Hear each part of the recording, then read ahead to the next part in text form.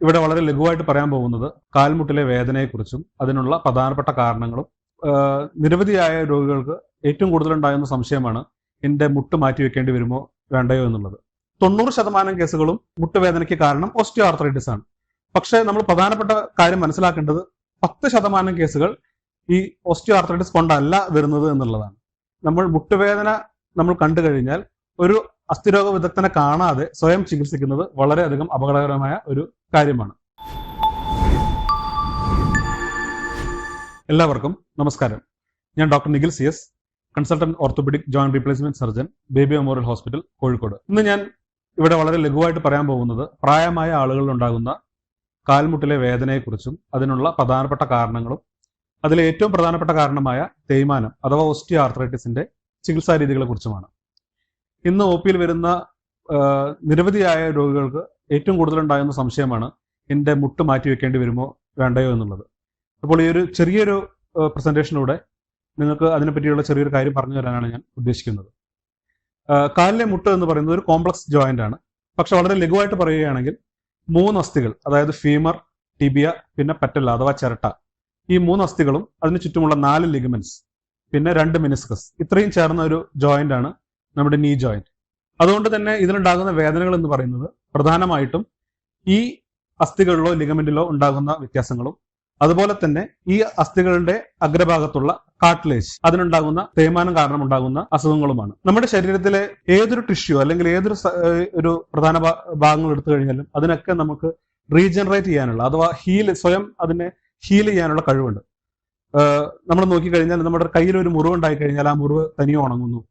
അതുപോലെ തന്നെ എല്ല് പൊട്ടി കഴിഞ്ഞാൽ ആ പൊട്ടിയ എല്ല് പുതിയ എല്ല് വന്നിട്ട് ജോയിൻ ചെയ്യുന്നു. മുടി വെട്ടിയാൽ മുടി വീണ്ടും വളരുന്നു. നഖം വെട്ടിയാൽ വീണ്ടും നഖം വളരുന്നു. പക്ഷെ എന്തുകൊണ്ടാണ് നമ്മൾ തേയ്മാനത്തിന് ഇത്രയും സ്ട്രെസ് കൊടുക്കുന്നത്? നമ്മുടെ തേയ്മാനം എന്ന് പറയുന്നത് ഈ അസ്ഥികളുടെ അറ്റത്തുള്ള കാർട്ടിലേജിനുണ്ടാകുന്ന തേയ്മാനമാണ്. ജന്മനാൽ നമ്മുടെ സന്ധികളിലുള്ള കാർട്ടിലേജ് എന്ന് പറയുന്നത് ഹയലിൻ കാർട്ടിലേജ് ആണ്. ഇതിനെ റിപ്പയർ ചെയ്യാനുള്ള കഴിവ് വളരെ കുറവാണ് ബാക്കിയുള്ള ടിഷ്യൂകളെ അപേക്ഷിച്ച്.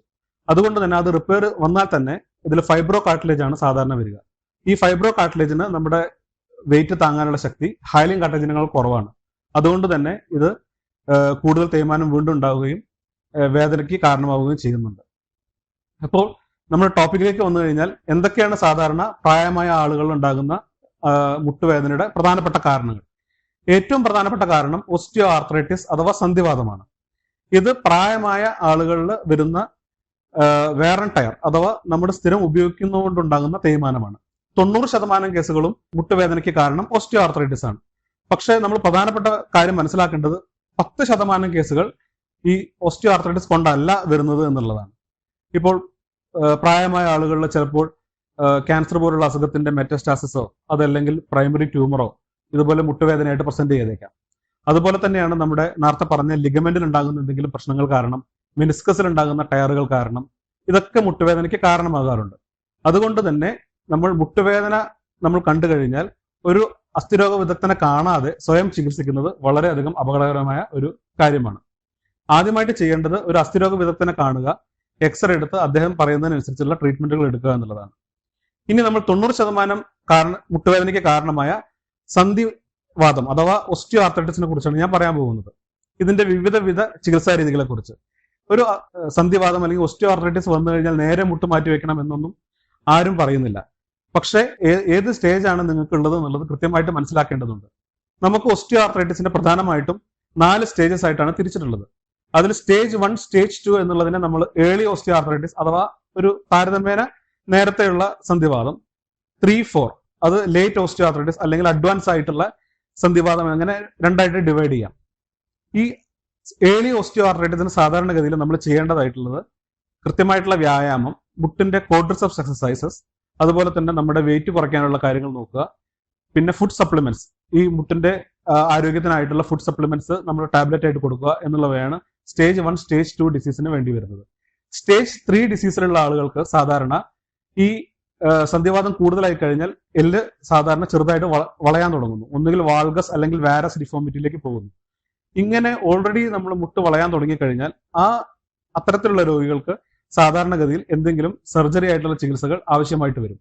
ഏർലി ആയിട്ടുള്ള തുടക്കത്തിലുള്ള സ്റ്റേജസ് ആണെന്നുണ്ടെങ്കിൽ നമുക്ക് റീഅലൈൻമെന്റ് സർജറി അഥവാ നമ്മുടെ ആ വളവ് നിവർത്തിക്കൊണ്ടുള്ള സർജറി ചെയ്ത് കഴിഞ്ഞാൽ മുട്ട് മാറ്റി വെക്കുന്നതിന്റെ സമയം നമുക്ക് നീട്ടിക്കൊണ്ടുപോകാവുന്നതാണ്.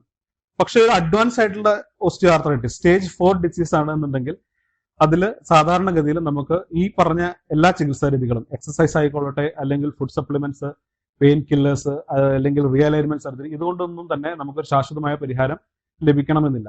അതുകൊണ്ട് തന്നെ സ്റ്റേജ് 4 ഡിസീസിലാണ് നമ്മൾ സാധാരണ മുട്ടുമാറ്റിവെക്കൽ ശസ്ത്രക്രിയ പറഞ്ഞു വരുന്നത്. ഇനി എല്ലാ സ്റ്റേജ് 4 ഡിസീസിലും നമ്മൾ ടോട്ടൽ നീ റീപ്ലേസ്മെന്റ് അഡ്വൈസ് ചെയ്യണോ? അതും വേണ്ട.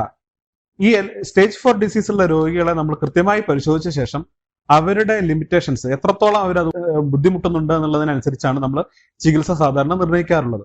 നമ്മളെ ആക്ടിവിറ്റീസ് ഓഫ് ഡെയിലി ലിവിങ് എന്ന് പറയും. അതായത് നമ്മുടെ ജീവിതത്തിലുള്ള കാര്യങ്ങൾ ഒരാൾക്ക് സ്വന്തമായിട്ട് ചെയ്യാൻ, പെയിൻ കില്ലർ ഉപയോഗിക്കാതെ ചെയ്യാൻ കഴിയുന്നുണ്ട് എന്നുണ്ടെങ്കിൽ അതിനൊരു സർജറിയുടെ ആവശ്യമില്ല. നമ്മുടെ ഈ പറഞ്ഞ പോലെ തന്നെ കുറച്ച് എക്സസൈസും വൈറ്റമിൻ ടാബ്ലറ്റ്സും ഫുഡ് സപ്ലിമെന്റ്സ് ഒക്കെ ചെയ്യുന്നതോടുകൂടി തന്നെ കുറേയൊക്കെ നമുക്ക് കൊണ്ടുപോകാവുന്നതാണ്. പക്ഷേ നമ്മുടെ ഡെയിലി ലിവിങ്ങിലുള്ള സാധാരണമായ പ്രവൃത്തികളൊക്കെ ചെയ്യുന്നതിന് അയാൾക്ക് അല്ലെങ്കിൽ ഒരു രോഗിക്ക് കൂടുതൽ ബുദ്ധിമുട്ടുണ്ടാകുന്നുണ്ടെന്നുണ്ടെങ്കിൽ ഇത്തരത്തിലുള്ള ആളുകളിലാണ് നമ്മൾ സാധാരണ നീ റീപ്ലേസ്മെന്റ് അഡ്വൈസ് ചെയ്യുന്നത്. ഇനി നീ റീപ്ലേസ്മെന്റ് സർജറിയെ കുറിച്ച് വളരെ ബ്രീഫായിട്ട് ഞാൻ പറഞ്ഞുതരാം. നീ റീപ്ലേസ്മെന്റ് സർജറി ഏറ്റവും സക്സസ്ഫുൾ ആയിട്ടുള്ള ഒരു സർജറിയാണ് നീ റീപ്ലേസ്മെന്റ്. പക്ഷെ വളരെ ദുഃഖകരമായിട്ടുള്ള ഒരു കാര്യം, ഏറ്റവും കൂടുതൽ മിഥ്യാധാരണയുള്ള സർജറി ആണ് നീ റീപ്ലേസ്മെന്റ് സർജറി. നമ്മളൊരു രോഗിയോട് ഇത് പ്രിസ്ക്രൈബ് ചെയ്യുക അല്ലെങ്കിൽ ഇതാണ് നമ്മുടെ ചികിത്സ എന്ന് പറയുമ്പോൾ ആദ്യം തന്നെ നമുക്ക് കിട്ടുന്ന ഫീഡ്ബാക്ക് ഇത് ചെയ്തു കഴിഞ്ഞാൽ ഞങ്ങൾ ഇപ്പോൾ ഉള്ള നടത്തവും കുറയോ അല്ലെങ്കിൽ കിടപ്പിലാവുമോ എന്നുള്ളതാണ്. ഇത് വളരെയധികം തെറ്റിദ്ധാരണയായിട്ടുള്ള ഒരു കാര്യമാണ്.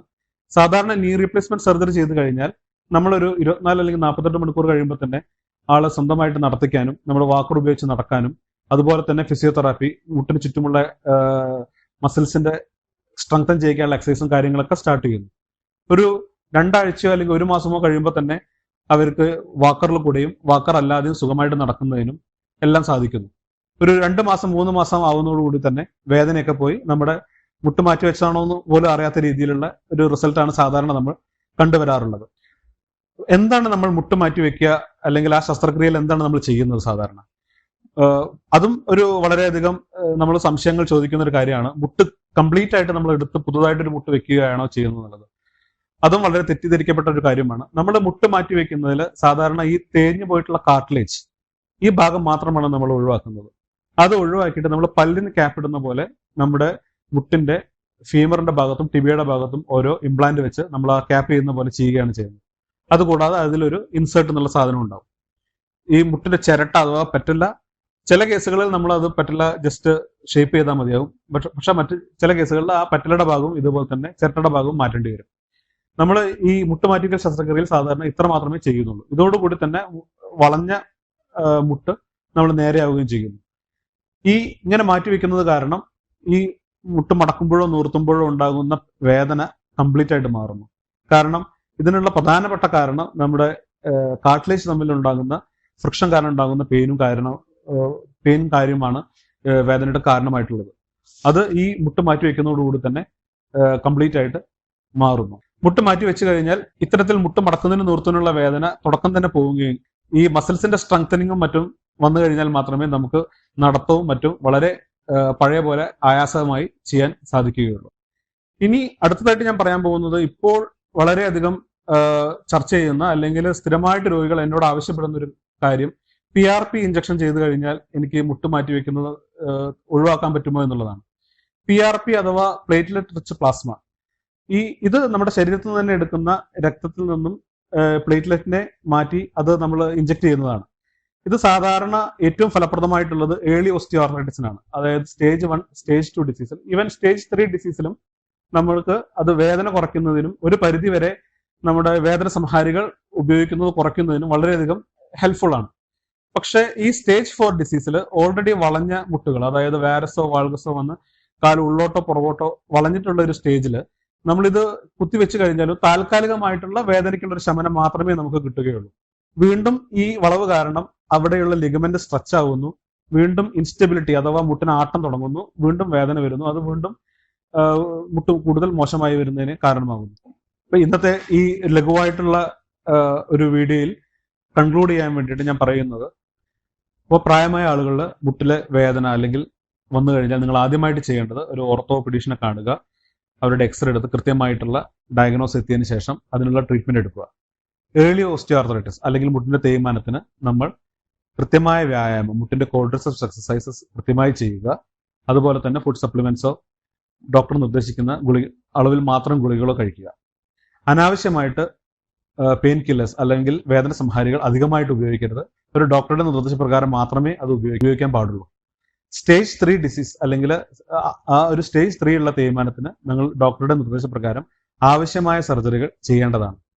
അത് മുട്ട് മാറ്റി വെക്കുന്നത് നമുക്ക് ഒഴിവാക്കുന്നതിന് സഹായിക്കുന്നതാണ്. പ്രത്യേകിച്ചും റീഅലൈൻമെന്റ് സർജറി, ഓസ്റ്റിയോട്ടമി ചെയ്ത് എല്ല് നിവർത്തി വെക്കുക. അതോടുകൂടി തന്നെ മുട്ടിന്റെ വളവ് മാറി കിട്ടുന്നു. അതുപോലെ തന്നെ മുട്ടിലുണ്ടാകുന്ന മെനിസ്കസിലുള്ള കീറലോ അല്ലെങ്കിൽ ലിഗമെന്റിലുണ്ടാകുന്ന മാറ്റങ്ങളോ നമ്മൾ കീഹോൾ സർജറി ചെയ്ത് മാറ്റുന്നതിലൂടെ നമ്മൾ നീ റീപ്ലേസ്മെന്റ് സർജറി എന്നുള്ള ഒരു ഓപ്ഷൻ നമുക്ക് ഒഴിവാക്കാവുന്നതാണ്. ഇനി ഇതൊന്നും അല്ലാതെ അഡ്വാൻസ് സ്റ്റേജ് ആയിട്ടുള്ള ഡിസീസ് ആണെന്നുണ്ടെങ്കിൽ നിങ്ങളുടെ ബുദ്ധിമുട്ടിനനുസരിച്ച് മാത്രം മുട്ട് മാറ്റിവെക്കുന്ന ശസ്ത്രക്രിയയിലേക്ക് കിടക്കുക. നിങ്ങൾക്ക് അത്യാവശ്യം നിങ്ങളുടെ കാര്യങ്ങൾ ചെയ്യാൻ പറ്റുന്നുണ്ട് എന്നുണ്ടെങ്കിൽ ഈ പറഞ്ഞ പോലെ ആദ്യത്തെ സ്റ്റേജ്, ഏർലി സ്റ്റേജസിൽ ചെയ്യുന്ന പോലത്തെ വ്യായാമങ്ങളും ഫുഡ് സപ്ലിമെന്റ്സും കാര്യങ്ങളുമായിട്ട് മുന്നോട്ട് പോവുക. പക്ഷേ നിങ്ങളുടെ ഒരു ദൈനംദിന ജീവിതത്തിൽ അത് വല്ലാതെ ബാധിക്കുന്നുണ്ടെന്നുണ്ടെങ്കിൽ തീർച്ചയായിട്ടും സ്റ്റേജ് 4 ഡിസീസിൽ നിങ്ങൾ മുട്ട് മാറ്റിവെക്കൽ ശസ്ത്രക്രിയ നടത്തുക. വളരെ നല്ല റിസൾട്ടുള്ള ഒരു സർജറിയാണ്. വളരെ കൃത്യമായിട്ട് ചെയ്തു കഴിഞ്ഞാൽ വളരെ നല്ല റിസൾട്ട് നിങ്ങൾക്ക് കിട്ടുന്നതാണ്. നന്ദി, നമസ്കാരം.